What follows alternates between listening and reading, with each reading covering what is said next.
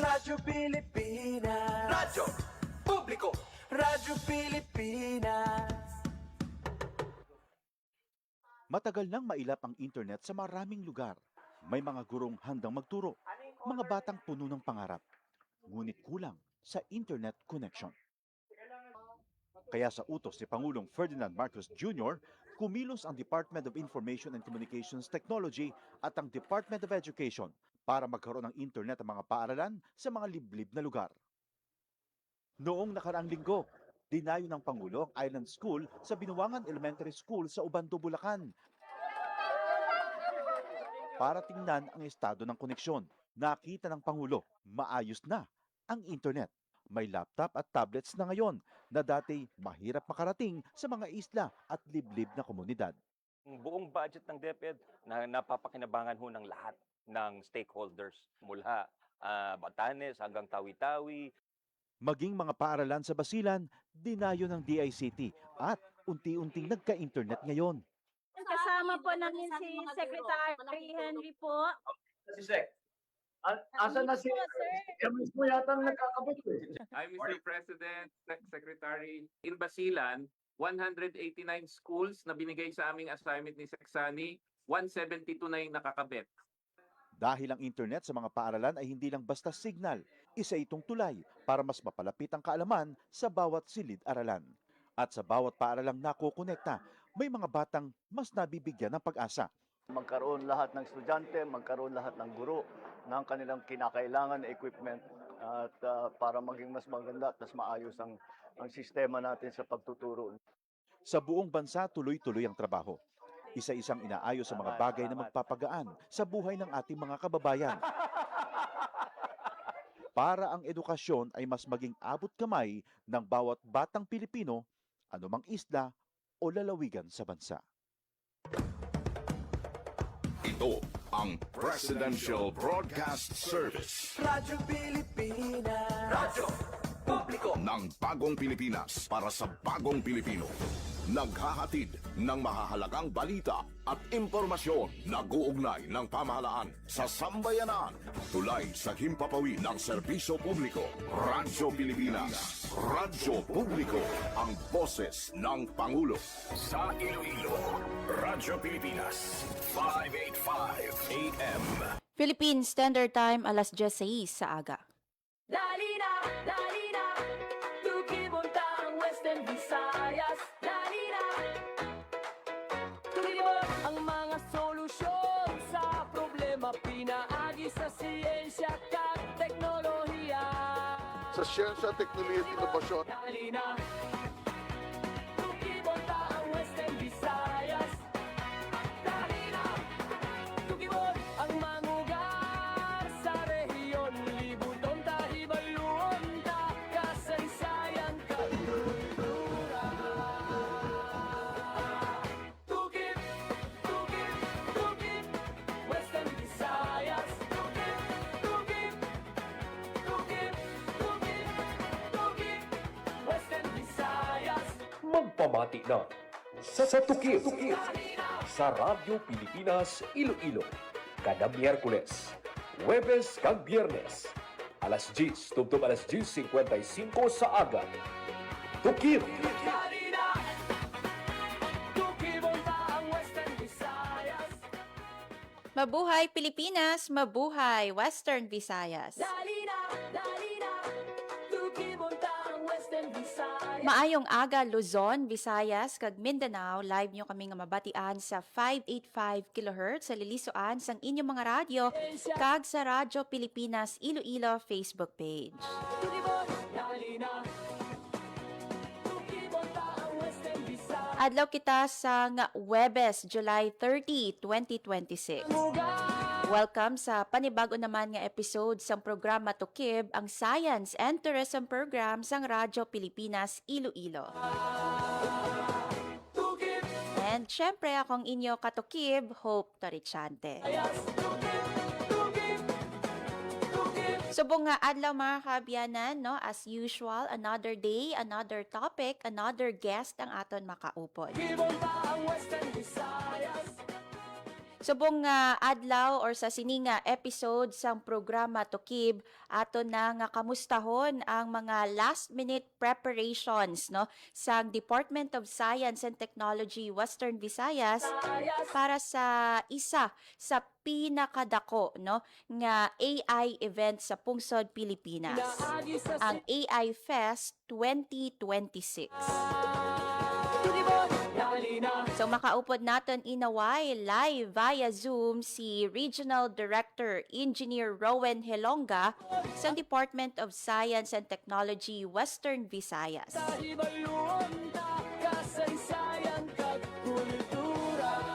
Kamustahon nato no do ano naka-ready ang DOST Region 6 for the AI Fest 2026. Again, this is a national event. Kung sa diin magapadulong diri sa syudad sang Iloilo ang mga tech experts, academe, no, mga miyembro sang or katapo sa Department of Science and Technology, and syempre mga estudyante, no, para nga magpasakop, magbuylog sa AI Fest 2026. Ini na ang ikaduha nga tuig sang National AI Festival. And again, no, mangin venue sang sining kahiwatan ang Iloilo Convention Center.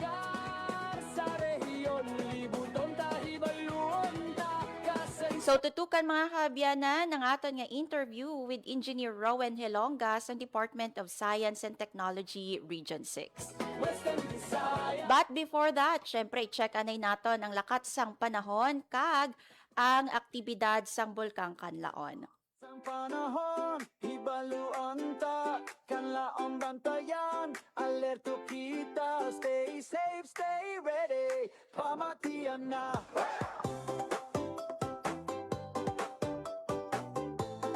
Uy, by the way, subong nga adlaw, no, July 30, 2026, ginakabig no nga International Day of Friendship. So shout out sa akon nga mga friends, no, kag syempre pwede nyo man itag ang inyong nga mga friends, no, and i-greet, no, sang International Day of Friendship. And again, take note hindi lang subong nga adlaw ang Day of Friendship, but every day, no, gina-treasure naton ang aton nga mga abiyan. Panahon, hibaluan ta, kanlaon bantayan, alerto kita, stay safe, stay ready, pamatian na. So sa bahin sa DOST FIVOX mga kaabyanan sa ginpagwa nga bulletin, no, volcano bulletin sa ahensya sa bahin sa Bulkang Kanlaon, may 3 ka volcanic earthquake nga nabalhag sa makaligad nga 24 oras. Samtang ang sulfur dioxide flux sang bulkan yara sa 1,676 tons. Ini ang asupre no nga ginpagwa sang Bulkang Kanlaon, and nabalhag ina no kahapon nga adlaw July 29. Sa gihapon mga kaabyanan nagapabilin sa alert level 2 ang Bulkang Kanlaon. So sa aton nga mga kauturan ang paandam no sang Department of Science and Technology FIVOX and syempre sang estasyon sang Radyo Pilipinas Iloilo nga mag-alerto, magpabilin nga naka-alerto, especially ang mga pumuluyo no malapit sa Bulkang Kanlaon. Meanwhile, i-check man nato ng lakat sang panahon pinaagi sa aton nga DOST Pag-asa. Check naton mga kaabyanan ang mga low pressure areas no nga gin-monitor sang Pag-asa sa sulod kag sagwa sang Philippine Area of Responsibility. Do ano ayhan no ang posibilidad nga mangin bagyo ang mga LPA no or probably nalusaw na. Check naton kung may mga weather disturbance no sa sulod sang Philippine Area of Responsibility, so para nga maghatag sa aton sang hibalo or giya sa lakat sang panahon. Yari na sa aton nga piyak nga linya ang DOST Pag-asa Iloilo. Hi, good morning. Hi, hello, good morning. Muna yung ating latest weather update para sa dokaron nga adlaw sa Thursday, July 30, 2026. So, ang LPA nga ginamonitor naton sa sulod sa aton nga par ay nalusaw na kaginang alas 8 sang aga. And then, ang isa ka LPA nga yara sa sagwa sang par ay gina-estimate naton nga may kalayon 1,505 km east of Eastern Visayas. So, ini nga LPA ay isa ni ka stationary LPA, and then, unlikely man ni siya nga mag-develop into a tropical depression o kon bagyo, may posibilidad man nga magalusaw ini sa mga masunod nga adlaw. And then diri sa may Western Visayas ay generally fair weather kita, pero wala man natin ginadula ang mga posibilidad sa mga isolated mga pag-ulan, pangalad kag panag-uob, tugas mga localized thunderstorms. Mahina tubtob makasarangan naman ang hangin naton nga magahalin sa direksyon southwest to west, nga magadala sa makanay tubtob makasara nga pagbalod sang aton kadagatan. Forecast temperature natin generally nasa 24 to 31 degrees Celsius. Ang adlaw nagbutla kagining alas 5:38 sang aga kag magatunod ini alas 6:14 karon sa hapon. Kag muna yung aton latest weather update, halin diri sa may Iloilo Doppler Radio Station. Ako si Lenore Silvestre, madamo gid nga salamat. Ma'am Lenore, no, though unlikely na gid man nga may ara pa sang bagyo nga magahingagaw sa Philippine Area of Responsibility sa bulan sang Hulyo, no, but ara na nagapadulong na ang bulan sang Agosto, pero pila bala ka mga bagyo, no, Ma'am Lenore, ang ginalantaw nga mag-develop or or magasulod, no, sa Philippine Area of Responsibility. Kamagan ma'am. Para sa bulan sang Agosto, no, Ma'am Lenore, no, mga pilaayhan ka bagyo ang ginalauman or ginalantaw, no, nga maga-develop or magasulod sa Philippine Area of Responsibility. For the month of August, ma'am, ang mga posibleng magasulod or magalabay sa atin nga par ng mga tropical cyclone ay possible 2 to 4 nga tropical cyclones, ma'am. What about habagat, Ma'am Lenore, no, prevailing pa iniayhan diri sa aton sa Western Visayas? Well, sa dakaron, ma'am, ang atin nga habagat ay medyo naghina-hina subong semana. And then, posible man nga magabalik by next week or second week sa August nga maka-apekto diri sa atin sa Western Visayas. With that, ma'am, no, ang imo nga mapanugyan sa aton nga mga pumuluyo, mga tagpalamati diri sa Western Visayas? Ano lang kita, magpamati lang kita or mag-monitor lang kita sa atong mga weather updates, and then hindi lang kita pero magkalipat magdala sa aton nga payong or digan ikalo protection natin sa init or digan sa ulan. Yes. With that, Ma'am Lenore Silvestre, madamo gid nga salamat, maayong aga. Welcome, ma'am, kag maayong aga man sa inyo. Lakat sang panahon, hibaluan ta, kanlaong bantayan, alerto kita, stay safe, stay ready, pamatian na. So nabatian mga kaabyanan ang pinaka-latest sa lakat sang panahon, pinaagi sa Pag-asa Iloilo. Nga gindulong sa ato, no, ni Ma'am Lenore Silvestre. Kanlaong bantayan, So medyo naghina-hina ang habagat mga kaabyanan, no? pamatian na. Pero hindi kita magpakampante kaya suno kay Ma'am Lenore Silvestre posible ini nga magbalik liwat, no, by month of August. Meanwhile, sa bulan naman sang Agosto, ginalauman, no, ang kapin 4, no, ka bagyo sa Philippine Area of Responsibility. Bisan nga naghihina-hina, no, ang hanging habagat mga kaabyanan, sa gihapon we could still expect, no, sang pag-ulan-ulan gani ang panugyan sa DOST Pag-asa magdala, no, sang payong o kon kapote. Stay ready, pamatian na. Stay safe, stay ready mga kaabyanan, kagamayad to, no, mga update gikan sa DOST Pag-asa kag DOST Fivox. Sa aton nga pagbalik, aton na nga makaupod ang Department of Science and Technology Western Visayas Regional Director, si Engineer Rowan Hilonga. Aton istoryahan ang AI Fest 2026. Bantayan mga kaabyanan, magabalik ang programa Tukib. Kapag napinsala ng bagyo, normal lang na panghinaan ng loob o malungkot. Ang mahalaga, ready tayong bumangon. Ikaw pa, Enoy ka. Kaya pagligtas ng bumalik sa bahay pagkatapos ng bagyo, i-check agad kung may nasira dito. Make sure na hindi basa ang mga outlet ng kuryente bago buksan ang main switch. Kung may nakita namang sira sa mga kable ng kuryente, i-report agad sa otoridad. Itapon din ang mga naipong tubig ulan para hindi ito pamahayan ng lamok. Babangon ka, di ba? Babangon. Ikaw pa. #panatag ang may alam. Maging panatag Pilipinas. Time to celebrate kulturang Pinoy. Tradisyon, musika, sining, literatura at iba pa. Anything and everything fun and Filipino. Ito ang Pinoy Kultura. Isang nakagawian ng mga Pilipino na medyo di na natin namamasdan ngayon ay ang pagmamano sa ating mga nakatatanda.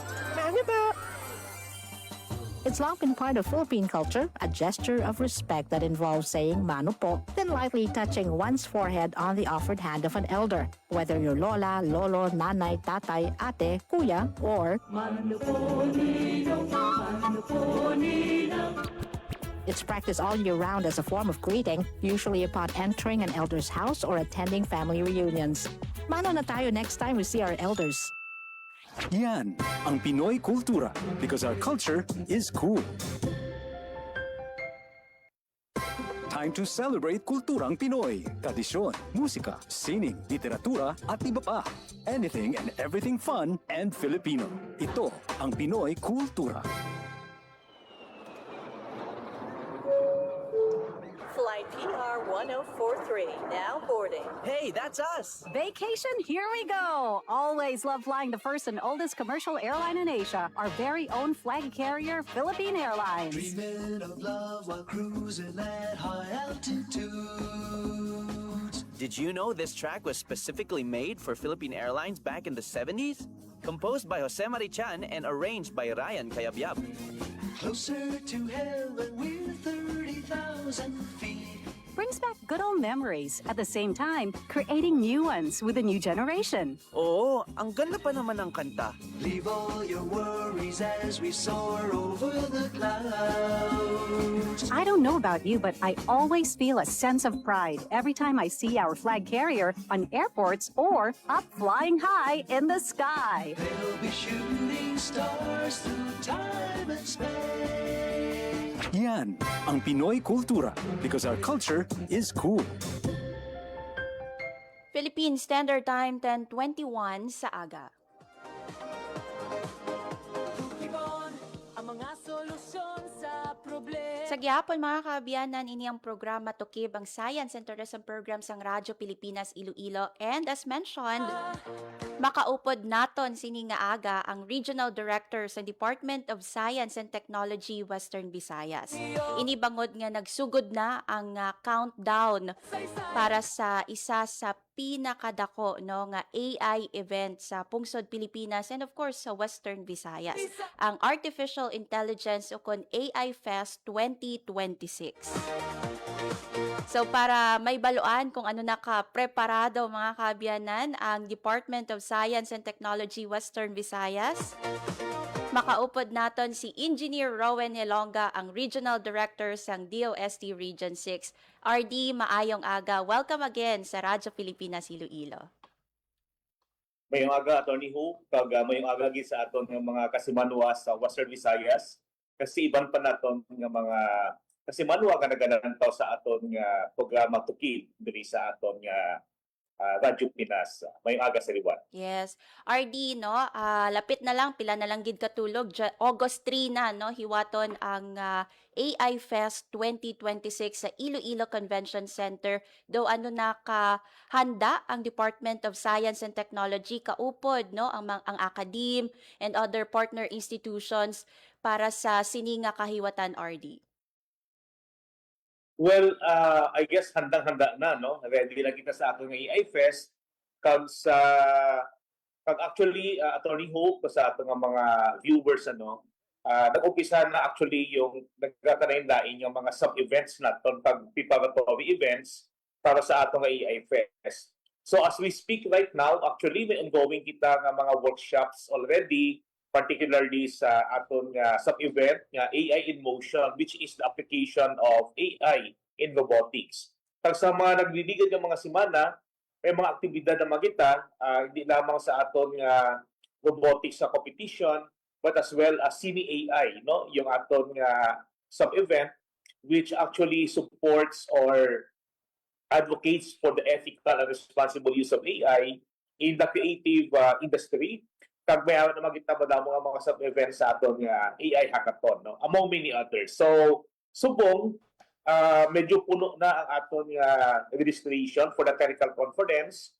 Kag nag-expect kita, Attorney Hope, ang aton nga technical conference will be attended by more than 500 participants, not only coming from Western Visayas, but from practically all over the Philippines, no? Because we have participants na nag-register sa nagkakalain-lain ng mga region sa Pilipinas.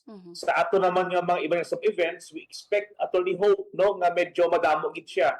Basi sa kalibo ang mga students nga ma-participate, kag mga kasimanwa naton sa general public who will be visiting sa aton nagkakalain-lain ng mga sub-events, lalo na yung aton nga PGDX, Iloilo, ka aton nga mga AI events, among many others. RD, sort of recap lang, no, kay since na-mention mo naman ini sa mga previous mo nga mga interviews and also no sa press conference, from 4 ka sub-events no last year, nangin siyam no ang sub-events for the 2026 Artificial Intelligence Fest. Ano bala ang ini nga mga activities, RD, no? Anong mga dapat lauman sang mga researchers, students and the public no sa AI Fest 2026 come August 3, 2026? Well, sa nahambal mo na, Attorney Hope, siyam ng ato nga sub-event subong, no? Of course, yung pinaka-main event nato na aton nga technical conference, no? Sa umuli siya yung aton event, may more than 40 kita ka speakers o naghalin. Hindi lang sa Pilipinas, sa Western Visayas, but we also have some speakers na naghalin sa ibang pungsod, no? Sa umuling pinaka-major naton nga event, tungkol kay dili naton ginaistoryahan, ang nagkakalain-lain ng mga topiko related sa AI. So, hindi lamang ini mga technical issues. RD, by the way, no? Pasudlon ko lang si President Ferdinand R. Marcos Jr. kaya may ara siya subong no sang presidential event. So, yari mga kaabyanan si President Ferdinand R. Marcos Jr. Ito ay program galing sa Office of the President. So, sa 100 budget nitong taon na ito at saka sa budget na susunod na taon ay talagang napakalaki, pinakamalaking budget ang binibigay natin sa edukasyon. Dahil para sa akin, ito ang pinakamahalaga na serbisyo na maaaring ibigay ng pamahalaan para sa ating mga kabataan lalo. At dahil napaka-importante na maging maganda ang inyong pag-aaral, na kayo ay makapagtapos. Kung makapagdiploma kayo sa kolehiyo o kung ano man ang inyong papasukan, kailangan meron kayong magandang kaalaman, meron kayong magandang pag-aralan, meron kayong magandang napagtapusan. Kaya po, Itong mga ating barangay officials ay sinabi ko, pumili kayo yung tinatawag nga na deserving. So, etong lahat kayo, apparently deserving kayong lahat. Kaya pagpatuloy natin maganda itong programa na ito. Congratulations na napili kayo.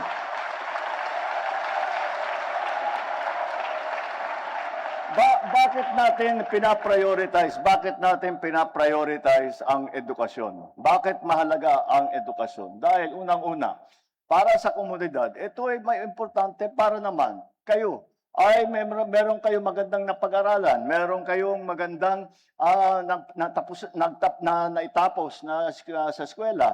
Ay kapag ganun, yung inyong kaalaman, lagi ko nga sinasabi dun sa pag kinakausap ko rin yung mga ibang presidential scholar, lagi kong sinasabi na itong kaalaman na makukuha ninyo sa eskwela, yan ang yaman. Yan ang ibang klaseng yaman yan. Hindi parang pera lang yan. Hindi lang parang may maganda kang malaking bahay. Hindi ganit. Ibang klaseng ang kayamanan ang kaalaman. Dahil kung naging importante ito dahil sa inyong pag-aaral, ay yung kayamanan na yan ay hindi na maaring kunin sa inyo. Hindi maaring agawin sa inyo, hindi maaring nakawin sa inyo, at habang buhay, sa inyo na yan, yung yaman na yan, at araw-araw, magagamit ninyo yung kaalaman na yan para pagandahin ang inyong buhay, para pagandahin ang buhay ng inyong pamilya, pagandahin ang inyong komunidad, at sa ganung paraan, pagagandahin din ninyo ang buong Pilipinas. Dahil pagka magandang edukasyon ng population, ng ating mga kababayan, kayo, pagka naging maganda, ay marami kayong magagawa na ng pampatulong. Hindi lang sa sarili ninyo, kundi sa inyong mga kapwa Pilipino. At yun ang pinakamahalaga sa lahat, na tayo ay magtulungan, may kakayahan tayo magtulungan upang pagandahin ang Pilipinas, upang tulungan ang ating mga kababayan. At lagi ko pong... At isa pang bagay kung bakit mahalaga ang edukasyon. Dahil kami ngayon na nakaupo dito sa mga matataas na posisyon, ay hindi naman kami nandito habang buhay. Hindi naman kami dito forever. At darating din ang panahon, at kayo, mga bata pa kayo, kala ninyo matagal pa yan. Pero darating ang panahon na ang mga kababayan natin sa inyo na nakatingin, sa inyo na umaasa na kayo ang magiging leader, kayo ang magseserbisyo publiko. Kaya't kailangan handa kayo para sa anumang gagawin ninyo. Kapag sinasabi ko serbisyo publiko, hindi ko lang ibig sabihin na magtatrabaho kayo sa gobyerno. Iniisip ko lahat ng gagawin ninyo upang tumulong sa inyong komunidad. Whatever little thing that you do to contribute to the betterment of your community, of your country, of your fellow Filipinos, ay napaka-importante yan. Kaya kailangan handa kayo para sa araw na yon, na meron na kayong kakayahan, meron na kayong karanasan, meron na kayong may contribute para pampaganda ng ating minamahal na Pilipinas. Kaya napakahalaga ng ating ng programang ito na makapagtapos ang ating mga presidential scholar. Kaya ang pinapayo ko sa inyong lahat ay wag ninyong basta't gamitin ninyo, mapakinabangan sana ninyo yung aming kaunting tulong sa inyo, at gamitin ninyo na mabuti at mag-aral kayo ng mabuti, magtrabaho kayo ng mabuti, work hard, study hard, para naman ay makuha ninyo yung training, makuha ninyo yung karanasan, makuha ninyo ang edukasyon at ang kaalaman na kakailanganin ninyo sa pagdating ninyo sa totoong buhay. At pag natapos na kayo, ay makikita natin na ang buong Pilipinas ay makakaramdam sa kabutihan ninyo, kaalaman ninyo, at sa tulong ninyo para pagandahin ang buhay dito sa Pilipinas. Ang programang ito, ang programang ito ay ginagawa natin sa buong Pilipinas. Lahat ng barangay sa Pilipinas, binigyan natin ng 200,000 piso. At 100,000 doon ay ginagamit na nga para dito sa Presidential Scholar. Sa ganung paraan, we have about siguro mga 42,000 plus na barangay sa buong Pilipinas. Yung pagka ginawa mo tiglilima yun, lampas-lampas sa 200,000 ang Presidential Scholar. Napakalaking bagay para sa akin na maibigay yung tulong na yan. Napakahalaga para sa akin. Kagaya ng sabi ko, ito palagay ko sa akin palagay ang pinakamahalagang serbisyo ng pamahalaan sa taong bayan.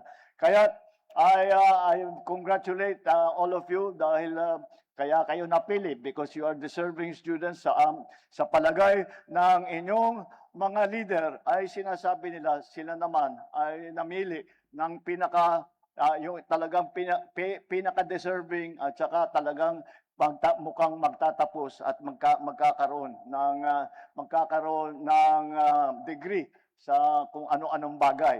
Kaya pagpatuloy ninyo ang ating mga ginagawa. At kung baka maitanong ninyo, 200,000 ang binigay natin sa barangay, kalahati, 100,000, napunta sa inyo, sa mga presidential scholar.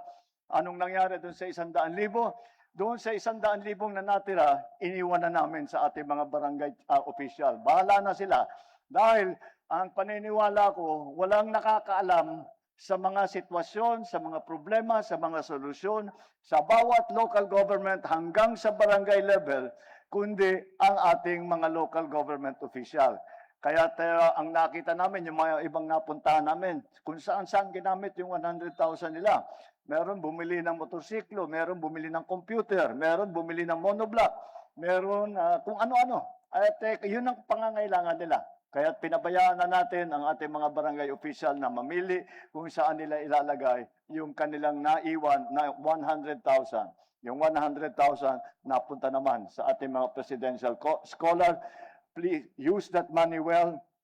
And sana naman, kapag nagkita tayo ulit, meron na kayong hawak na diploma. Maraming salamat.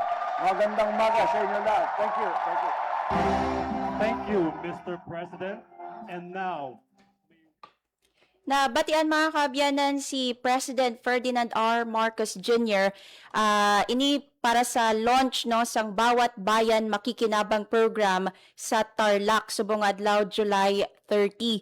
And ang Bawat Bayan Makikinabang o kon BBM program mga kaabyanan ang iyaman na mention sa iya 5th State of the Nation address as of July 2, 2026 no ang government naka-release sang 4.69 billion pesos para sa masobra 23,000 ka mga barangay para sa rollout no sang barangay or bawat bayan makikinabang. So that's it para sa aktibidad no ni President Ferdinand R. Marcos Jr. Balikan naton mga kaabyanan ang aton nga interview no with the DOST Regional Director si Engineer Rowan Hilonga. Sorry Engineer no ginkat ko ikaw temporarily para hatagan ligwa no ang speech ni President Ferdinand Marcos Jr. But balikan naton RD no ang highlight for the Artificial Intelligence Fest 2026. You've mentioned about the technical conference, RD. Yes, Attorney Hope, sa pagpadayon naton, so sa namit lang ko nakaina, kag sa na-mention mo naman, may siyang kita ka major events no sa aton nga AI Fest 2026.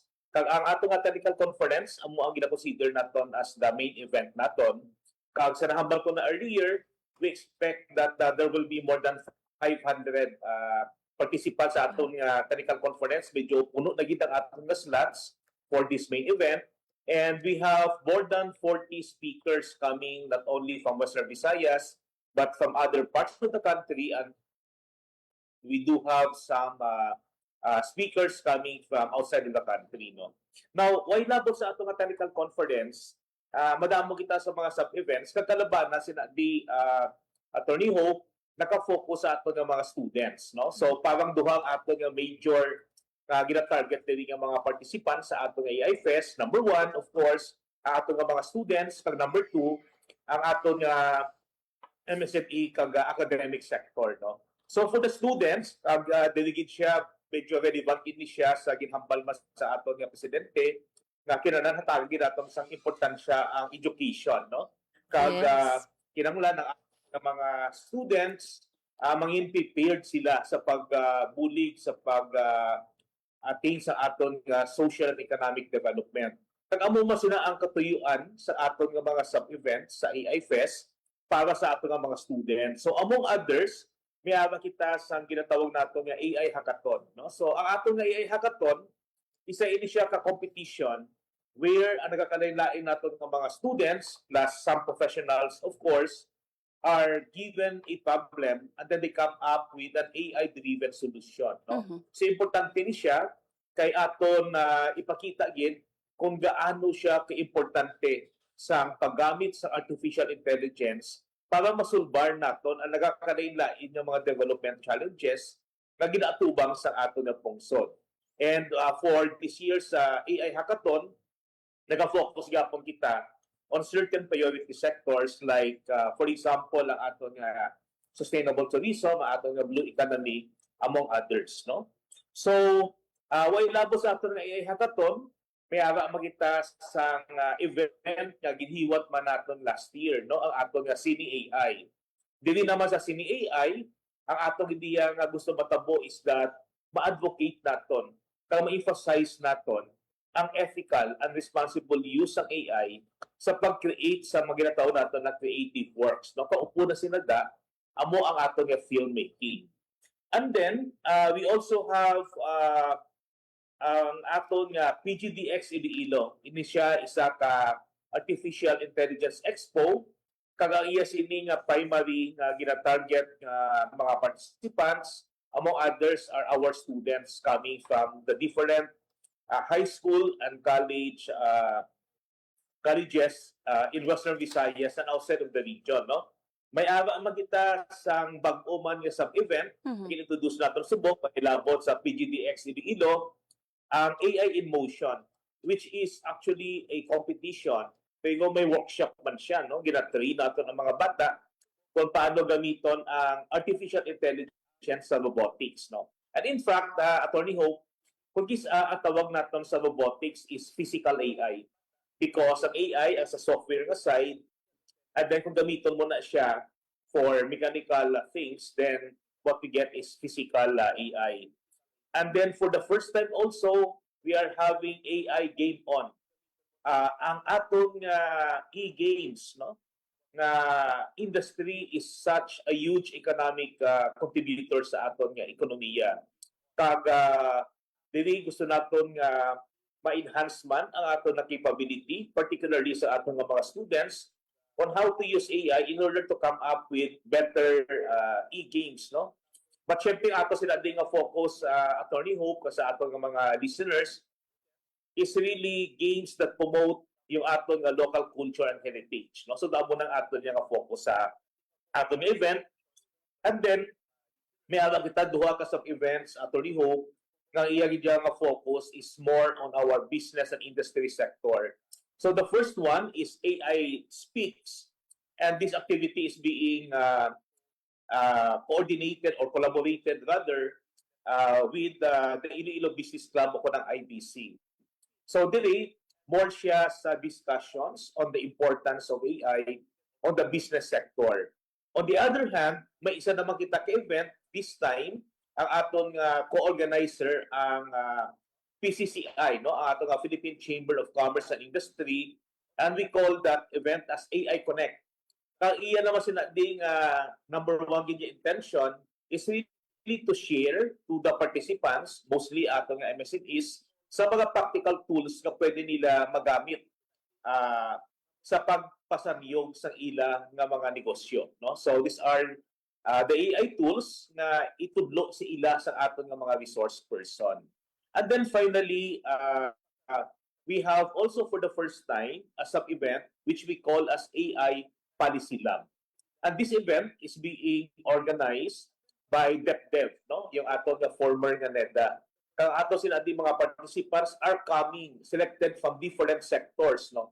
Fisher folks, yung ordinary people naton, may aga kita participants coming from the government kasi private sector man. Ini siya manami ni siya Attorney Hope, no, ng event, because diri sa ato nga policy lab, kuwaon naton ang sentimiento, kuwaon naton ang mga perspective, ang mga idea sa nagakalain-lain mga miyembro sa ato nga sektor sa Pilipinas related to AI. And what we hope, Attorney Hope, is that on the third day sa final day sa aton nga AI event, we will come up with a resolution.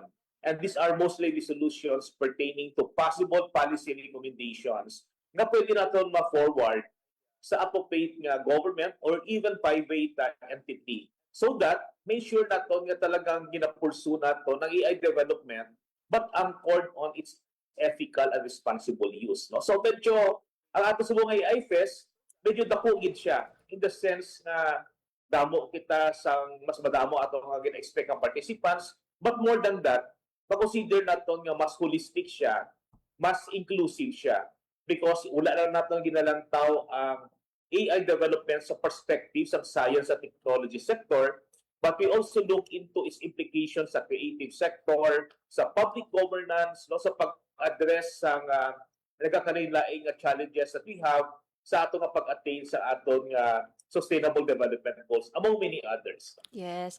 RD, na-mention mo, no, 2,000 participants more or less yung ginalauman naton for the AI Fest 2026. Madamo-damo, no, nga mga partisipante ang ginalantaw naton nga magabuylog sa sining nga aktibidad. But RD, I wonder, no, sino bala yung mga officials or bisita nga invited naton for the program, no, sa AI Fest? Sino balang mga nag-confirm na sang ila nga attendance, RD?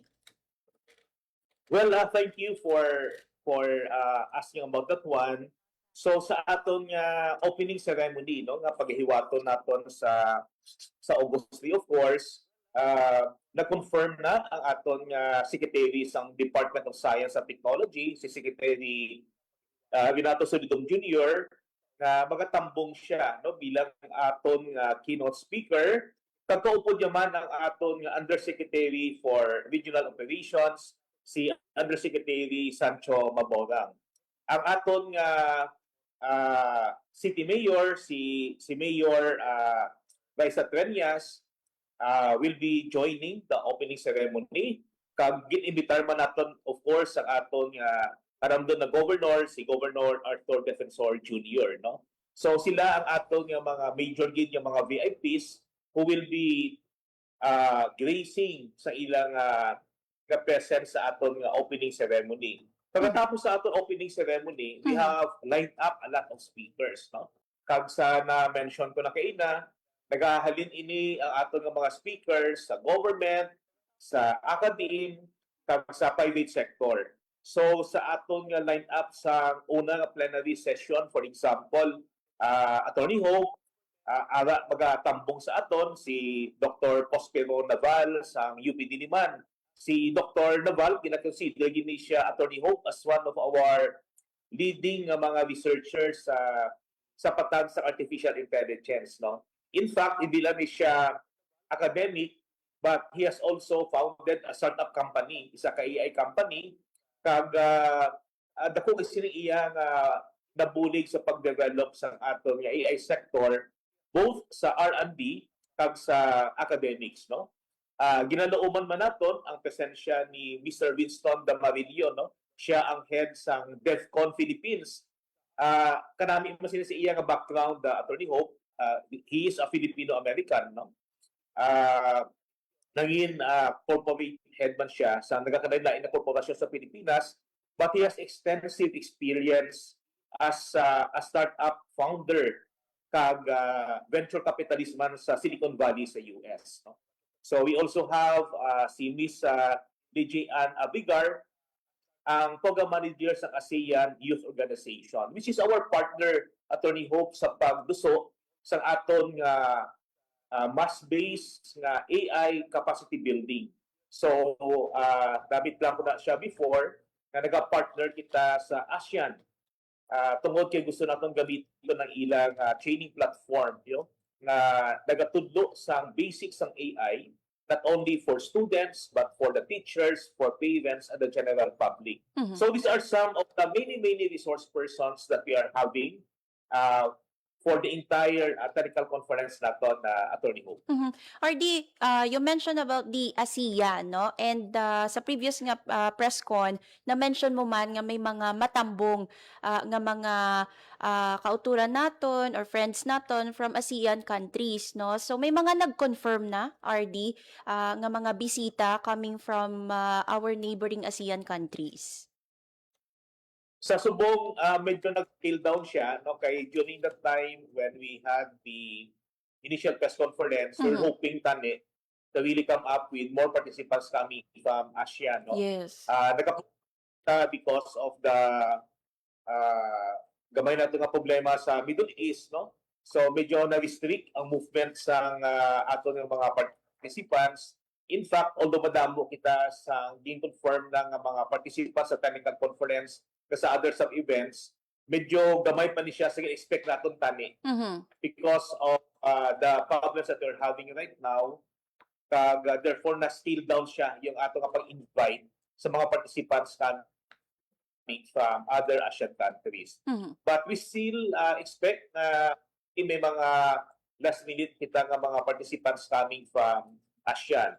But in lieu of that, we made sure that we have a resource person, may lecturer kita, coming from the ASEAN Youth Organization, so that mabiliya sa aton kung ano man ang mga lihok nila, yung mga initiatives nila in ensuring na maging AI ready, not only ang Philippines, but ang entire membership sa ASEAN.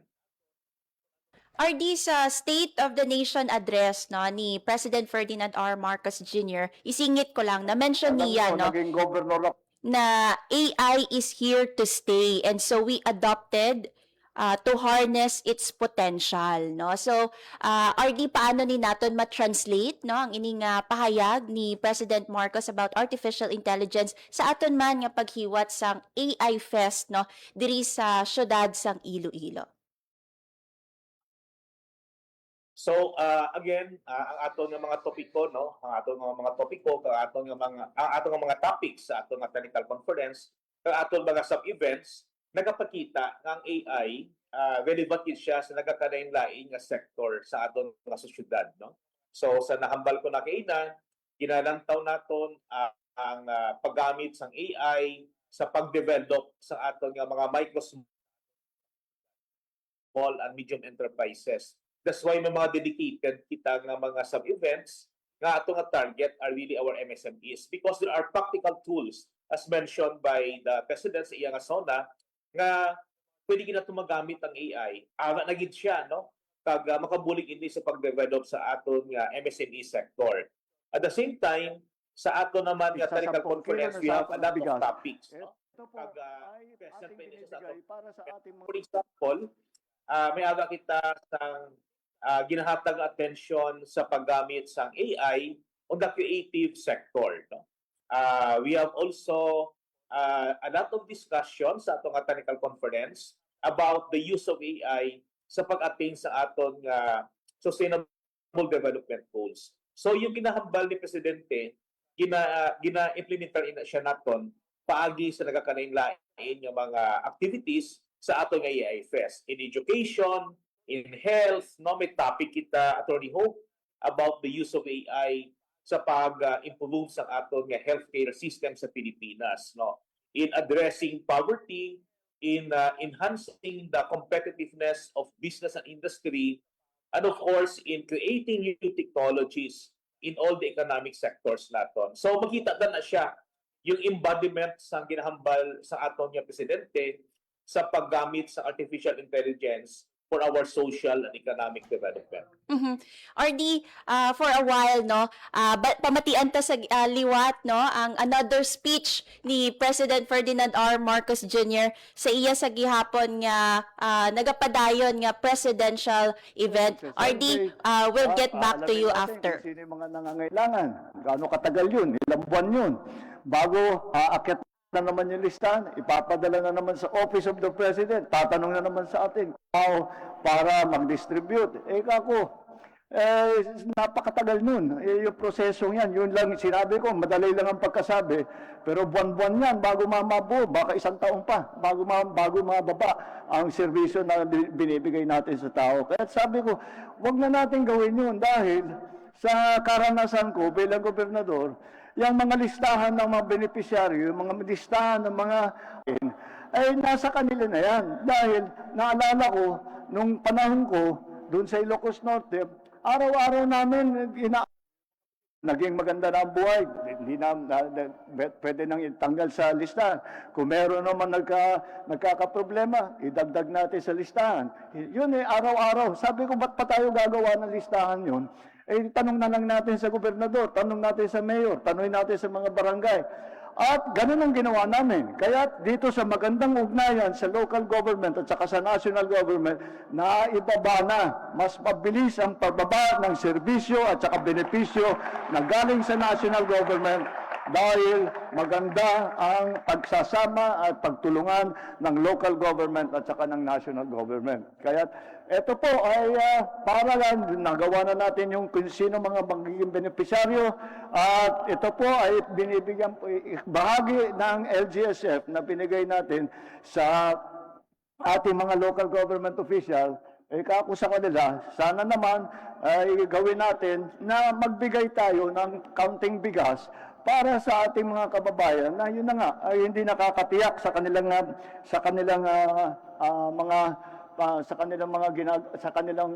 pagkain, para sa kanilang sarili, para sa kanilang pamilya. Kaya ayan po yung tigsa 10 kilo ng sako ng bigas na ibinibigay natin sa ating mga beneficiary para sila ay kahit papano ay meron silang mailalagay sa kanilang mga hapagkainan. Kaya yan po ang isang bahagi doon sa programa ng LGSF. At isa pa po, huwag niyo pong iisipin na minsanan lang ito. Ito ay magbibigay kami nitong 10 kilo ng sako ng bigas 6 na beses sa isang taon. So every 2 months magbibigay uli kami. Kaya para matiyak naman na yung mga nangangailangan ay hindi na mag-aalala na wala silang makain, wala silang ipapakain sa kanilang pamilya. Dito sa Tarlac, makakatanggap ay 3,077 na benepisyaryo dito sa lalawigan ng Tarlac. At ito po ay ginawa na natin sa buong Pilipinas. Para alam nyo naman, kailangan talaga ay lahat ay pantay-pantay ang ating ginagawa. At hindi na para matanggal na, sasabihin na, doon lang may nagsasabi, tinutulungan mo lang yung mga kung saan kayo nanalo, kung saan kayo natalo, hindi kayo na tumutulong. Hindi po tayo ganoon. Basta Pilipino, tutulungan natin. Walang kinalaman yung ganoon. Kaya sa mga 2,000, halos 2,000 ang LGU natin sa buong bansa, nakapagbigay na tayo ng 1,276 na LGU ng LGSF, ng tulong ng LGSF, kasama na rin dyan yung RISE program na ating ginawa. At yung iba po na local government ay nakadalawa na, pangalawang bigay na. Kaya patuloy po ito, asahan po ninyo. At ito po ay para naman, dahil nalaman naman natin na dahil sa gera sa Middle East, yung nangyayari, tumataas ang presyo ng langis. Siyempre, sumasama dyan yung presyo ng pagkain. Kaya po aming naisip gawin ito. Hindi lang dahil doon, dati pa, bago pa nagkagera, meron na tayong ganitong programa. Kaya yan po ang aming tulong sa inyo at sana po ito ay makakapagbigay ng kahit kaunting ginhawa po. At hindi nyo na po inaalala kung ano yung kakainin ninyo, ano yung papakain ninyo sa inyong mga pamilya. At yung sa LGSF naman, dahil hindi naman inubos dito, ay merong mga sasakyan na nakuha para sa mga disaster response, multipurpose building sa Barangay San Isidro, La Paz, Capas, at pagtayo, naglagay tayo ng FMR, ng farm to market sa Herona. Yun kasi, yun ulit, ay sinabi namin sa local government, kayo nang bahala. At alam ninyo yung sitwasyon dito sa inyo. Kaya ganun din ang ginawa namin para sa mga barangay. Iba naman po, yun yung pangalawang programa na pinag-uusapan ko. Yung pangalawang programa ay yung Socio-Civic Development Program Fund. Social Civic Program Fund. Ito po, yung binibigay po naman natin ay binibigay din ng Office of the President, pinapadala sa ating lahat ng mga barangay, pinapadala po natin sila ng 200,000 piso bawat barangay. Para saan yun? Kung makita po ninyo, nung nasa labas, nakausap ko yung ating mga nagiging presidential scholar. Ano po ba yung presidential scholar? Yung presidential scholar, yung 200,000 na binigay natin sa mga barangay, sa mga bawat barangay, ang sabi lang namin, yung 100,000 doon, yung Lahati doon, 100,000. Doon sa 200,000, 100,000 gamitin ninyo para makapagbigay tayo ng scholarship sa ating mga kabataan. So bawat na barangay, mamili sila ng 5 na magiging presidential scholar. So sa bawat barangay, may 5 presidential scholar. Paghahatian yung 100,000, na bawat isa ay makakatanggap ng 20,000. Yun po yung binigay kong cheque sa inyong ABC. At yun po ang aming patulong para sa ating mga kabataan para sila ay makapagtapos. Ang payo lang namin sa ating mga barangay officials, ako, mamili kayo yung malapit na magtapos. At baka hindi makapagtapos dahil kakulangan sa pambayad, kailangan magtrabaho, kung ano man ang nagiging problema, ay itong 20,000 piso ay makakatulong sa kanila. At dahil mahalaga ito, dahil kung titingnan po ninyo, ang budget nitong administrasyon nito nung nakaraang taon at saka itong taon at saka sa susunod na taon, talagang pinaka-priority ang edukasyon. Dahil sa aking palagay, yan ang pinakamahalaga na serbisyo na may bibigay natin sa taong bayan. Kaya dahil siyempre ang kabataan, atin yan ang kinabukasan natin, kaya para maging maganda ang kinabukasan ng Pilipinas, kailangan maganda ang naging edukasyon ng ating mga kabataan. Kaya yan po ang aming inuna. Nagbigay po tayo ng 200,000 sa kada barangay at 100,000 dun sa 200,000 na yon ibibigay, magkakaroon sila ng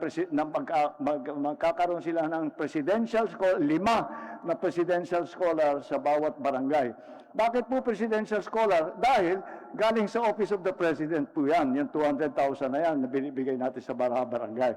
Ano ngayon, tatanong ninyo, anong mangyari doon sa natirang 100,000 na binigay natin sa barangay?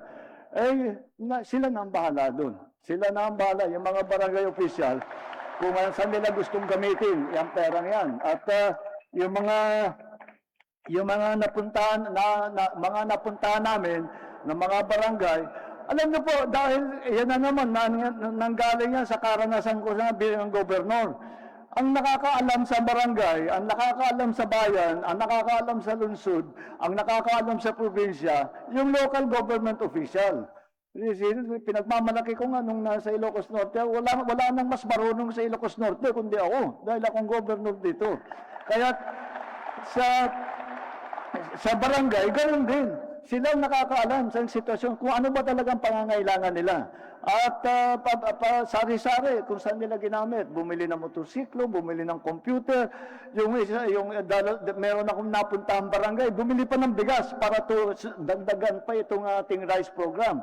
Kaya nasa sa kanila na yon. At alam ko naman na gagamitin nila sa pinakamagandang paraan upang matulungan ang taong bayan. Yan po ang ating dalawang programa. Yan po ang dalawang programa na nasa ilalim po ng bawat bayan makikinabang. Ito po ay ang magandang tulungan ng national government at saka ng local government.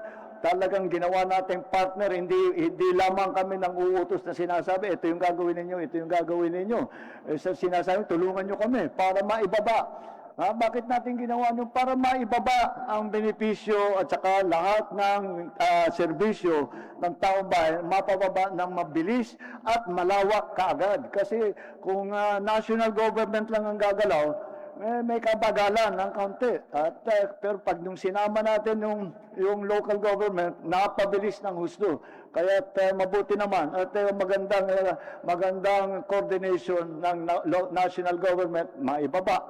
Lagi ko pong sinasabi, kung hindi sa mga hanggang sa barangay official, ay kung hindi sa local government, kahit anong gawin ng national government, kahit anong sabihin namin na mapakandang serbisyo, napakagandang benepisyaryo, hindi po mararamdaman yan, kundi hindi mararamdaman na mabilisan yan kung hindi maganda ang ugnayan sa local government at saka sa national government.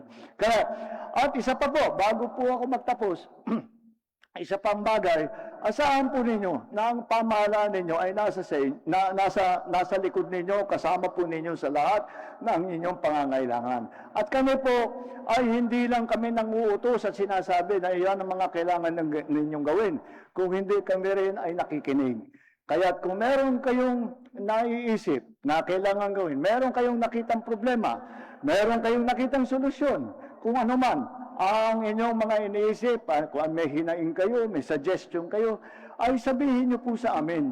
Sabihin niyo sa inyong mga local government official, sabihin nyo sa mga nandito, mga representative ng mga iba't ibang national agency, at alamin para malaman namin kung ano ba talaga ang pangangailangan ninyo. At asahan po ninyo, kagaya ng sabi ko, ang inyong pamahalaan ay nandito para sa inyo. At kung ano man ang inyong hinihiling, kung kaya namin ibigay, kung kaya namin gawin, asahan ninyo, gagawin po namin. Asahan ninyo na yung pamahalaan ninyo ay nakikinig sa inyo at ginagawa ang lahat. Nag-iisip kami kung paano pa ang makatulong. At lahat ng maaaring gawin ay gagawin namin para naman matiyak na ang ating mga kababayan, lalong-lalo na yung mga nangangailangan, ay naaalagaan, naaalalayan, hindi lamang sa panahon ng sakuna, kung hindi sa araw-araw ninyong buhay. Kaya asahan po Vibrant Seeds. ang inyong pamahalaan, ito pong administrasyon na ito, ay ang pinakakakampi ay ang taong bayan, hindi ang aming sarili, hindi ang aming mga pamilya, kung hindi kayo po. At ito po ay tuloy-tuloy po namin gagawin hanggang masabi po natin ay sana dumating ang araw wala nang gutom na Pilipino. Maraming salamat po. Magandang umaga po. Diyos ay na kadakayamin. Thank you. Maraming salamat po, mahal na Pangulo. Ngayon po ay ating hinihiling sa ating mahal na Pangulo ang isang group photo kasamang lahat ng ating mga beneficiary at mga bisita sa baba ng stage. Hinihiling din po natin sa ating mga beneficiary at mga bisita na magsitayo at samahan ang ating mahal na Pangulo.